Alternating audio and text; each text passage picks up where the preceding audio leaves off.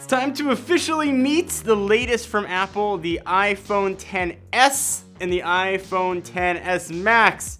And you're probably not surprised. The leaks here were 100% right.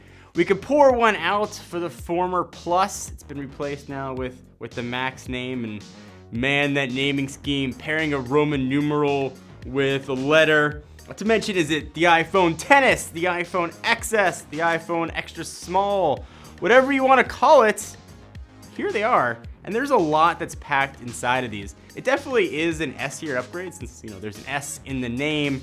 And it's boiled down to, if you've got an iPhone X, this is probably a good year to sit it out. If you decide you want to upgrade, here's what you can expect. So both phones are pretty much identical, save for screen size and battery.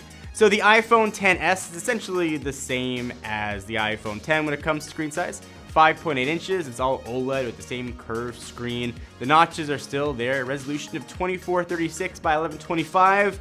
If you do math super fast in your head, that's a 458 ppi. The XS Max, it's a much bigger screen. Essentially, it's the same footprint as the old Plus models used to be. It's a 6.5 inch OLED.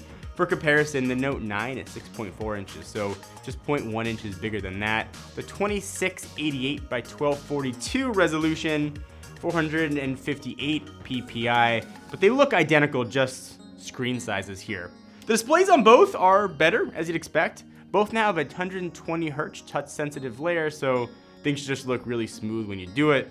Wide color support is also here as well. And it wouldn't be an Apple event without a new naming scheme. They are calling it the new Super Retina display.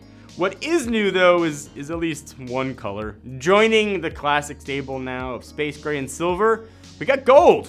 Also new, we've upped the ingress protection, or IP. It's now IP68, which essentially means you can put under 3 meters of water for 30 minutes. So it's waterproof, so to speak. There's a lot of other little new things here that sort of make it a little bit of a better improved package over the 10. You're getting things like better stereo sound, for example, is also going to be here. You're not having like Face ID 2.0 support, but they did say Face ID is going to be faster. And powering this whole shebang is the appropriately named, what comes after the A11 Bionic, the A12 Bionic. It is a first 7 nanometer chip, which is kind of a big deal. 6.9 billion transistors. It's a fusion setup, so you've got a 6-core CPU and a 4-core GPU. Apple made a big deal about the neural engine. I think that's where you're going to see the big difference with this phone's versus last gen. It can process 5 trillion operations per second. So on paper, the cameras don't look that different, but it is new sensors versus last year. Megapixelage, they're the same. 12 megapixel f1.8 and a 6-element lens. On the telephoto side, same 12 megapixel there as well with the same 2x optical zoom. Perhaps the coolest thing about the new phone is that you can adjust the depth of field after the fact in edit. So you can adjust the f-stop from f1.4 to f16, which is incredible. Essentially what that means is you can go from a complete bokeh effect in the background to seeing a very clear background, which is awesome to be able to do. All you gotta do is go into edit and you can go ahead and make those changes. The big question I had was battery life. So the XS is gonna get up to 30 minutes more than the iPhone X, and they said up to 30 minutes, so essentially the same battery life. And the XS Max, you can get up to 1.5 hours longer than the iPhone X. So if battery life is your concern, you're probably gonna see the biggest difference, surprisingly, on the larger screen with the Max. Other things that are gonna make for a better kind of phone experience, especially kind of make it more future-proof.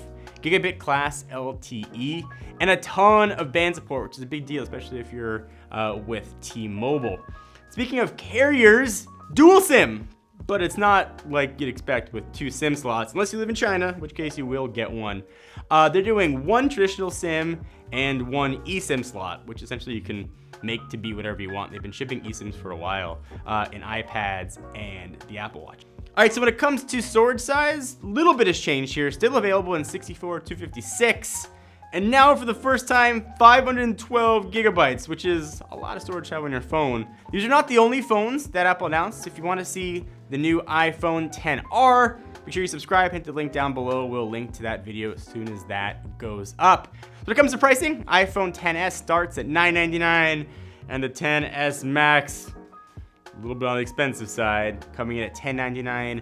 Pre-orders go live this Friday, the 14th of September, and they are shipping pretty soon after on the 21st.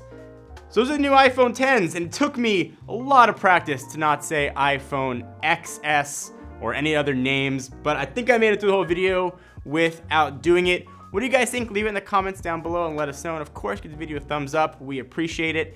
Stay tuned to Techno Buffalo for way more coverage. We were at the Apple event, so we have a bunch of more stuff coming up. Until next time, I'm John Rettinger from Techno Buffalo.